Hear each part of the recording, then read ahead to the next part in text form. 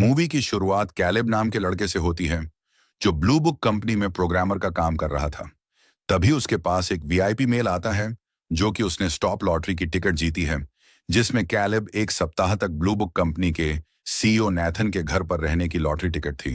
Caleb उस lottery को जीतकर बहुत ही खुश हो जाता है, क्योंकि उसी की कंपनी के सीईओ के घर पर रहने का एक अच्छा मौका मिला था।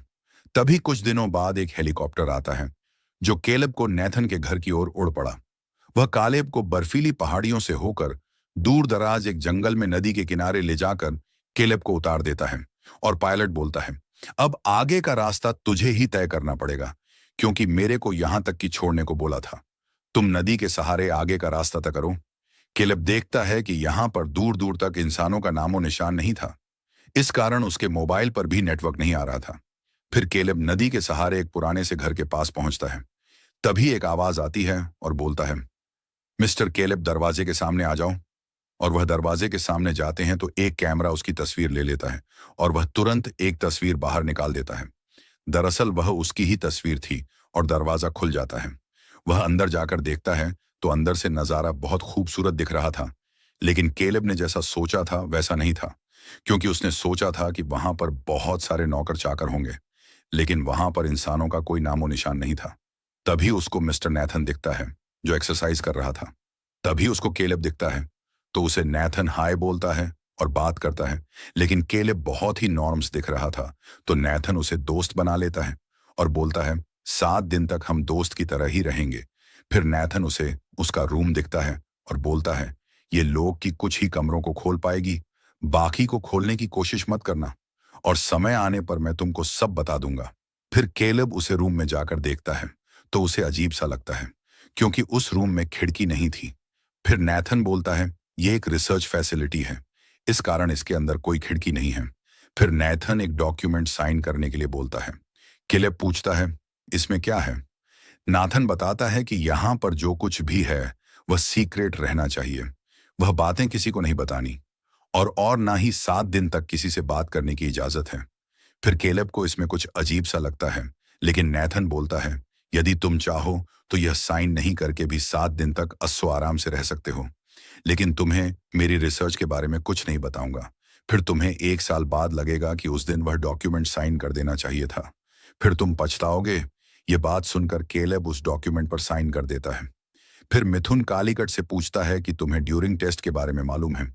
फिर केलेब बोलता है, हाँ, उसमें एक इंसान की कंप्यूटर से बात करवाते हैं, लेकिन वह नहीं जान पाता कि उसने एक कंप्यूटर से बात की है। वह एक सफल टेस्ट होता है।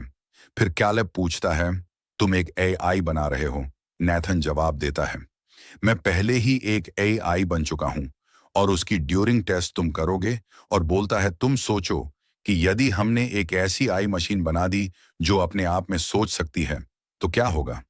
केलेब खुश होकर बोलता है कि उसको भगवान का दर्जा मिल जाएगा, क्योंकि भगवान ही ऐसा कर सकते हैं जो सोचने समझने वाली मशीन बना सकता है। फिर केलेब एक शीशे को देखता है तो उसके अंदर से खरोचें आ रही थी। ऐसा लग रहा था कि किसी ने नाखूनों से खरोचा हो।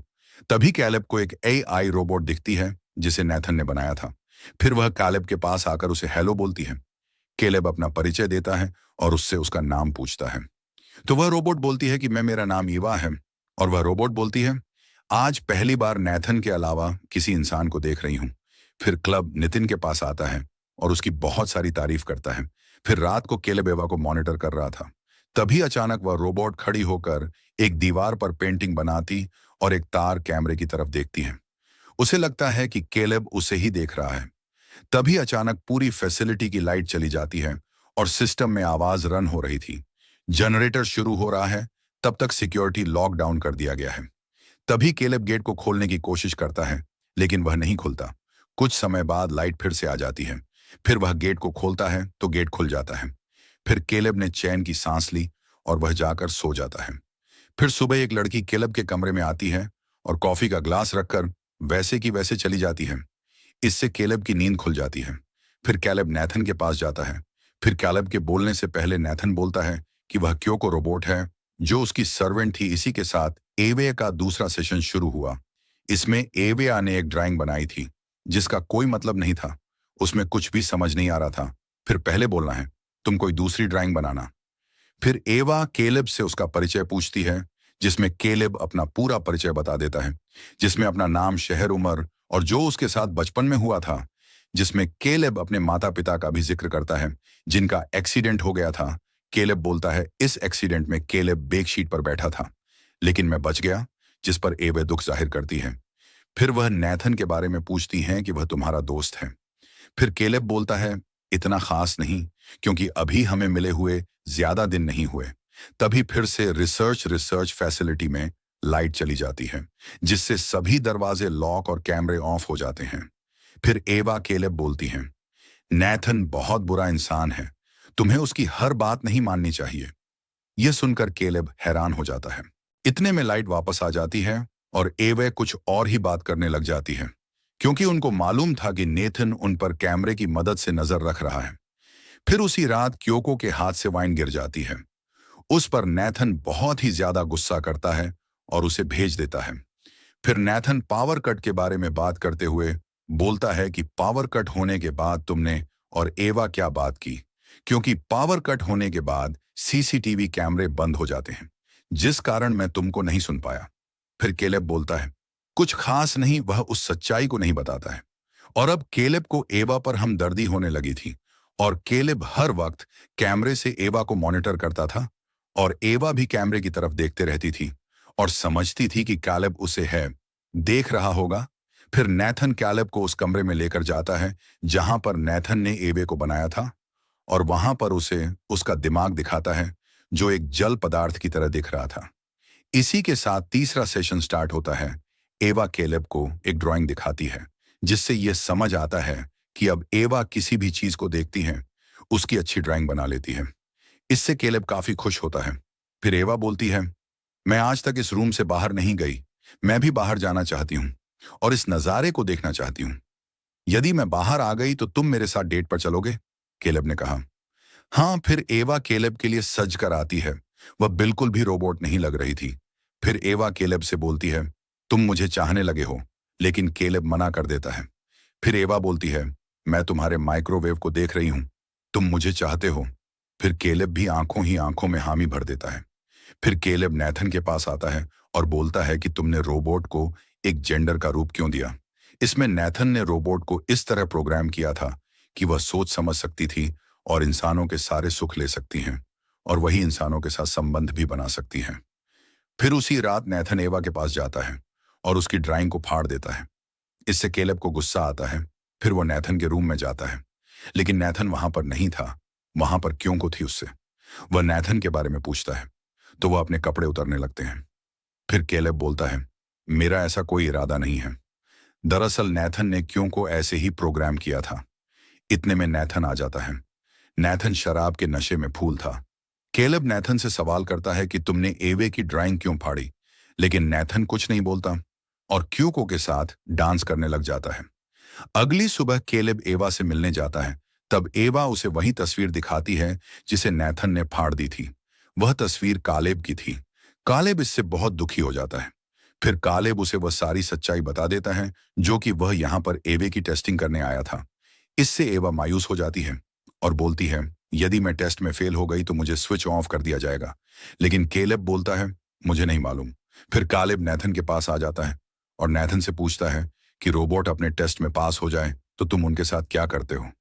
नेथन बोलता है कि मैं उन रोबोट के डाटा को डाउनलोड करता हूं और उसे स्विच ऑफ करके इससे भी बेहतर टेक्नोलॉजी बनाता हूं और यह डाटा उसके अंदर डाल देता हूं। लेकिन केलेब इसे गलत मानता है। जो मशीन सोचने समझने की क्षमता रखती है, उसके साथ यह करना बहुत गलत है। यह उसकी हत्या जैसा होगा। और यह बोलते बोलते वह सो जाता है, क्योंकि उस दिन नेथन ने बहुत ही ज्यादा शराब पी ली थी। यह मौका पाकर केलेब उसका की कार्ड चुरा लेता है और नेथन के कंप्यूटर रूम में जाता है। वहां पर वह डाटा में कुछ फेर बदल करता है और पहले के कुछ वीडियो देखने लग जाता है, जिनमें नेथन रोबोट के साथ बहुत ही कुर्ता के साथ पेश आता था और उन चैम्बरों में उनको घुटन होती थी। इस कारण वो शीशे को तोड़ने की कोशिश करती थी। तभी कैलेब नेथन के बेडरूम में जाकर देखा तो वहां पर क्यों को थी। वहां पर पहले वाले निष्क्रिय किए हुए एआई रोबोट थे। फिर क्यों को अपनी स्क्रीन उतारकर दिखाती है कि वह भी एक एआई रोबोट है। इससे केलेब को पता लगता है कि नेथन क्यों को अपनी हवस मिटाने और सेवा करवाने के लिए रखता था। फिर अगली सुबह कैलेब एवा सामने जाता है। तभी एवा समझ जाती है कि कैलेब कुछ कहना चाहता है। वह भी सेक्रेटली फिर एवा लाइट को काट देती है। दरअसल एवा ही लाइट को काटती थी। सिस्टम में कोई गड़बड़ी नहीं थी। तभी कैलेब बोलता है, तुम चुप रहना, जैसा मैं बोलूं वैसा करना।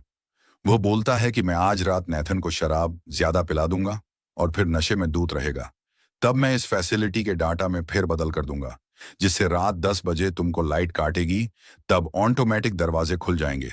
फिर तुम और मैं यहां से एक साथ हेलीकॉप्टर में बैठकर निकल जाएंगे, क्योंकि उसी दिन कैलेब के 7 दिन पूरे हो जाएंगे। वो 7 दिन के बाद पहले वाली जगह पर वापस हेलीकॉप्टर कैलेब को लेने आएगा। ये प्लान बनाते हैं। फिर कैलेब नेथन के पास आता है और उसको कहता है कि कल उसके 7 दिन पूरे होने वाले हैं। इस कारण कैलेब सेलिब्रेशन करना चाहता है। वह नेथन के लिए एक पैक बनाता है, लेकिन नेथन मना कर देता है। बोलता है, मैंने आज ही शराब छोड़ दी है। फिर नेथन बोलता है, मुझे लगता है कि एवा को तुम चाहने लगे हो, लेकिन एवा तुम्हें फंसा रही है, क्योंकि वह मेरी सबसे इंटेलिजेंट एआई रोबोट है। इससे कैलेब को पता लग जाता है कि नेथन इनके प्लान को जान चुका है। फिर नेथन कैलेब को अपने कंप्यूटर रूम में लेकर जाता है और उसे उस दिन की तस्वीर दिखाता है, जिस दिन नेथन ने जानबूझकर एवा की ड्राइंग को फाड़ा था। दरअसल उस दिन नेथन ने यह जानबूझकर किया था, क्योंकि वह एवा और कैलेब का ध्यान भटकाकर एक बैटरी वाला हिडन कैमरा लगा देता है, जिससे वह पूरे फैसिलिटी की लाइट जाने के बाद भी उन्हें मॉनिटर कर रहा था। और नेथन बोलता है, मैं यही तो देखना चाहता था कि एवा यहां से निकलने के लिए तुमसे कैसा व्यवहार करेगी। ये मेरी सबसे समझदार एआई टेक्नोलॉजी है। इसने तुम्हें अपने प्यार के जाल में फंसाया है यहां से निकलने के लिए। फिर कैलेब बोलता है, इसलिए तूने मेरी पूरी सच्चाई जानी, जिसमें मैं सिंगल हूं, मुझे कैसी लड़की चाहिए, और वो सब जानकर एवा को भी वैसे ही डिजाइन किया ताकि मैं एवा को पसंद कर सकूं। यानी कि तुमने मेरा फायदा उठाया है। फिर नेथन बोलता है, तुम्हारी बदौलत ही हमें एक सबसे समझदार एआई टेक्नोलॉजी मिली है। ये बातें करते हुए वहां की लाइट चली जाती है।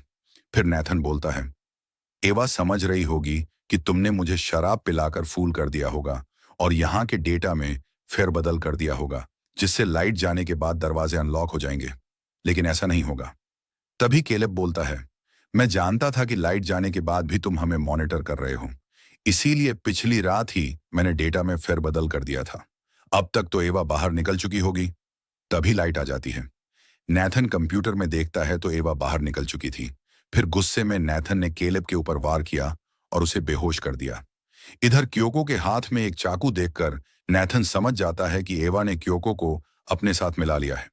फिर नेथन क्योको को अंदर जाने के लिए बोलता है, लेकिन क्योको अंदर नहीं जाती। फिर इतने में एवा भाग कर आती है और नेथन पर अटैक कर देती है और उसका गला दबाने लगती है। लेकिन इतने में नेथन एवा पर भारी हो जाता है और एक रॉड से उसका हाथ काट देता है। तभी क्योको पीछे से नेथन के शरीर में चाकू घुसा देती है, लेकिन फिर नेथन ने क्योको को एक रॉड से वार करके मार दिया।